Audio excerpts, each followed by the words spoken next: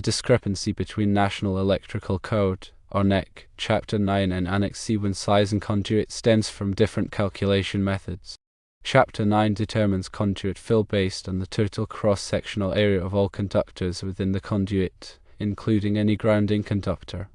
In the example provided, 300 kc multi-HWN conductors each have an area of 0.4608 square inches, totaling 1.3824 square inches.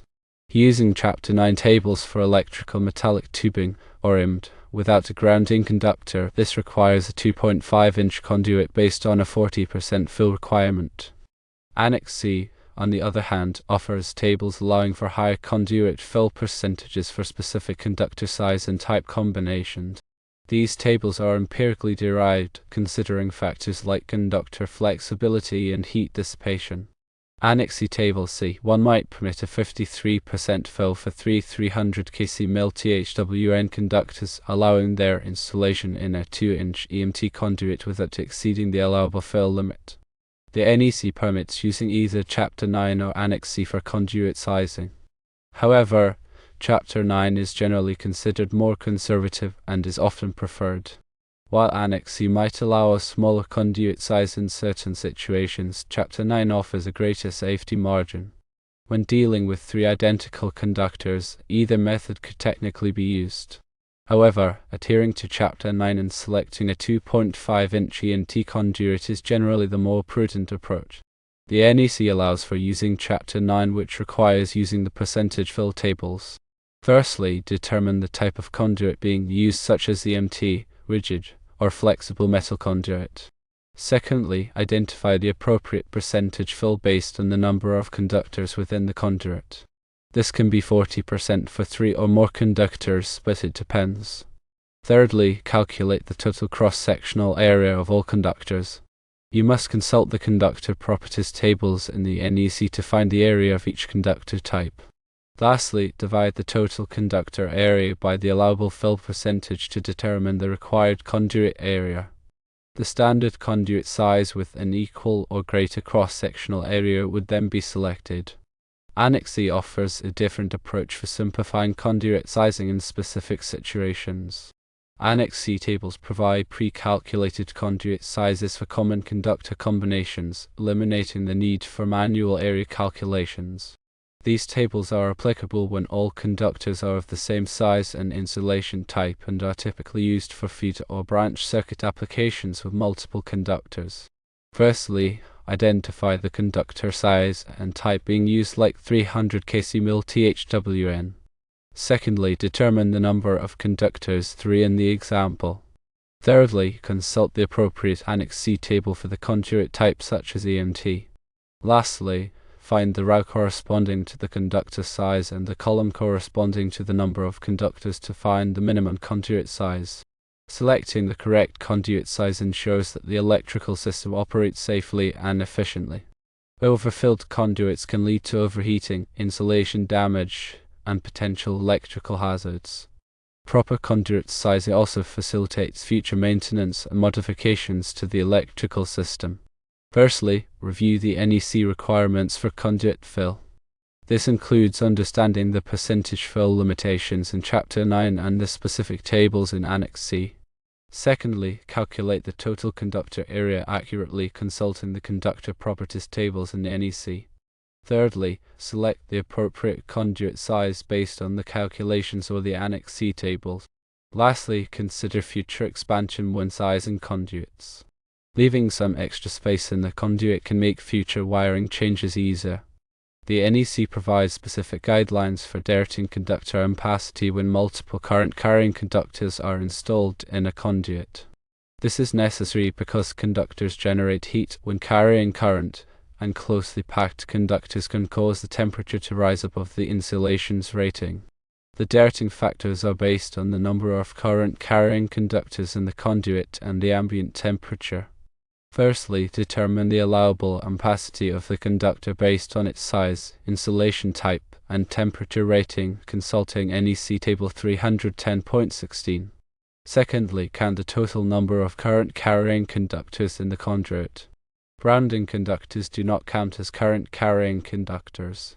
Thirdly, refer to NEC Table 310.15 to find the applicable directing factors based on the number of current carrying conductors. For example, if there are 4 to 6 current carrying conductors, the ampacity must be derated to 80% of its original value. Lastly, multiply the allowable ampacity by the derating factor to determine the derated ampacity. Ensure that the load current does not exceed the derated ampacity. The NEC also addresses the ampacity of conductors in free air. Conductors installed in free air have better heat dissipation than those installed in conduits, allowing for higher ampacities. The ampacity of conductors in free air is specified in NEC Table 310.17. This table is used when conductors are exposed to air and not enclosed in conduit or raceways. Firstly, determine the conductor size, insulation type, and temperature rating. Secondly, consult NEC Table 310.17 to find the allowable ampacity for the conductor in free air. Lastly, ensure that the load current does not exceed the allowable ampacity. It's important to note that the ampacity of conductors in free air is generally higher than the ampacity of conductors in conduit. The NEC provides guidelines for installing conductors in parallel to increase ampacity. Paralleling conductors allows for larger currents to be carried than what a single conductor can handle. When conductors are installed in parallel, they must meet specific requirements to ensure that the current is evenly distributed among them. Firstly, all parallel conductors must be of the same length, material, and insulation type. Secondly, they must be terminated in the same manner. Thirdly, they must have the same ampacity rating. The minimum size of conductors that can be installed in parallel is 1/0 American wire gauge, or AUG, as per NEC Section 310.10h. The ampacity of the parallel conductors is the sum of the ampacities of the individual conductors. The NEC provides tables for conduit dimensions and fill calculations, which are essential for proper conduit sizing. These tables are found in Chapter 9 of the NEC and provide information on the dimensions of various conduit types and the allowable fill percentages for different numbers of conductors. Firstly, refer to NEC Chapter 9 Table 4 for conduit dimensions, including the inside diameter and cross-sectional area. Secondly, use these dimensions to calculate the allowable fill area based on the percentage fill limitations. Thirdly, consult NEC Chapter 9 Tables 5 and 5 are for conductor properties, including the cross-sectional area of different conductor sizes and types. Lastly, calculate the total conductor area and ensure that it does not exceed the allowable fill area of the conduit. It's important to use the correct tables for the specific type of conduit being used, as the dimensions and fill limitations vary between conduit types. The NEC requires that all electrical equipment be properly grounded to ensure safety and prevent electrical shock hazards. Grounding provides a low impedance path for fault currents to flow back to the source, allowing overcurrent protection devices to trip and energize the circuit. The grounding system consists of a grounding electrode, a grounding electrode conductor, and equipment grounding conductors. The grounding electrode is typically a ground rod, a metal water pipe, or a concrete encased electrode. The grounding electrode conductor connects the grounding electrode to the equipment grounding bus in the electrical panel. Equipment grounding conductors connect the non-current carrying metal parts of electrical equipment to the grounding system. The size of the grounding electrode conductor is determined by NEC Table 250.66 based on the size of the ungrounded conductors. The size of the equipment grounding conductors is determined by NEC Table 250.122 based on the rating of the overcurrent protection device. The NEC also provides requirements for bonding metal parts of electrical equipment together to ensure a continuous low impedance path for fault currents. Bonding is achieved by connecting metal parts together using bonding jumpers or bonding conductors. The size of the bonding jumpers is determined by NEC Table 250.102.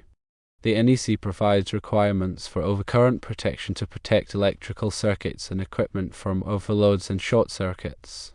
Overcurrent protection devices, such as circuit breakers and fuses, are designed to interrupt the flow of current when it exceeds a safe level. Circuit breakers are reusable devices that can be reset after tripping, while fuses are one-time devices that must be replaced after blowing. The size of the overcurrent protection device is determined by the ampacity of the conductors being protected. The overcurrent protection device must be sized to protect the conductors from overheating and insulation damage. The NEC also provides requirements for ground fault circuit interrupters, or GFCIs, to protect people from electrical shock hazards. GFCIs are designed to detect ground faults, which occur when current leaks to ground. When a ground fault is detected, the GFCI quickly interrupts the flow of current, preventing electrical shock. GFCIs are required in areas where there is a higher risk of electrical shock, such as bathrooms, kitchens, and outdoor locations. The NEC provides requirements for wiring methods to ensure that electrical wiring is installed safely and correctly. Wiring methods include conduit, cable, and other types of raceways. The choice of wiring method depends on the application and the environment. Conduit is a rigid or flexible metal or plastic tube used to protect conductors from physical damage and environmental conditions. Cable is a factory assembly of two or more conductors enclosed in an outer sheath. The NEC specifies the types of wiring methods that are permitted in different locations and applications. The NEC also provides requirements for the installation of wiring, including the spacing of supports, the bending radius of conductors, and the termination of conductors. The NEC provides requirements for electrical boxes to provide a safe and convenient way to terminate and splice conductors. Electrical boxes are typically made of metal or plastic and come in various sizes and shapes. The NEC specifies the types of electrical boxes that are permitted in different locations and applications. The NEC also provides requirements for the installation of electrical boxes, including the mounting height, the number of conductors permitted in a box, and the securing of conductors to the box. The NEC provides requirements for electrical panels to provide a central location for overcurrent protection devices and for distributing power to branch circuits. Electrical panels are typically made of metal and contain a main breaker and multiple branch circuit breakers. The NEC specifies the types of electrical panels that are permitted in different locations and applications. The NEC also provides requirements for the installation of electrical panels, including the mounting height, the clearance around the panel, and the grounding of the panel. The NEC provides requirements for lighting fixtures to ensure that they are installed safely and correctly. Lighting fixtures include incandescent, fluorescent, and light-emitting diode, or LED, fixtures. The NEC specifies the types of lighting fixtures that are permitted in different locations and applications. The NEC also provides requirements for the installation of lighting fixtures, including the mounting height, the support of the fixture, and the wiring of the fixture.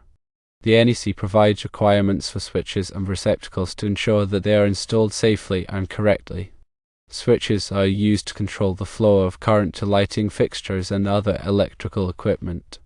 Receptacles are used to provide a convenient way to plug in electrical appliances and equipment. The NEC specifies the types of switches and receptacles that are permitted in different locations and applications. The NEC also provides requirements for the installation of switches and receptacles, including the mounting height, the wiring of the switch or receptacle, and the grounding of the switch or receptacle. The NEC provides requirements for motors to ensure that they are installed safely and correctly. Motors are used to power a variety of electrical equipment, such as pumps, fans, and compressors. The NEC specifies the types of motors that are permitted in different locations and applications. The NEC also provides requirements for the installation of motors, including the overcurrent protection of the motor, the grounding of the motor, and the wiring of the motor. The NEC provides requirements for transformers to ensure that they are installed safely and correctly. Transformers are used to step up or step down voltage levels. The NEC specifies the types of transformers that are permitted in different locations and applications. The NEC also provides requirements for the installation of transformers, including the overcurrent protection of the transformer, the grounding of the transformer, and the wiring of the transformer. The NEC provides requirements for generators to ensure that they are installed safely and correctly. Generators are used to provide backup power in the event of a power outage. The NEC specifies the types of generators that are permitted in different locations and applications. The NEC also provides requirements for the installation of generators, including the overcurrent protection of the generator, the grounding of the generator, and the wiring of the generator. The NEC provides requirements for renewable energy systems to ensure that they are installed safely and correctly. Renewable energy systems include solar photovoltaic, or PV, systems and wind power systems. The NEC specifies the types of renewable energy systems that are permitted in different locations and applications. The NEC also provides requirements for the installation of renewable energy systems, including the overcurrent protection of the system, the grounding of the system, and the wiring of the system. In summary, conduit sizing involves navigating the detailed requirements of the NEC, particularly Chapter 9 and Annex C. While Annex C may offer simplified tables for certain scenarios, Chapter 9 is generally recommended for its conservative approach, ensuring a greater margin of safety in electrical installations. Always prioritize safety and compliance with the NEC when sizing conduit and selecting wiring methods.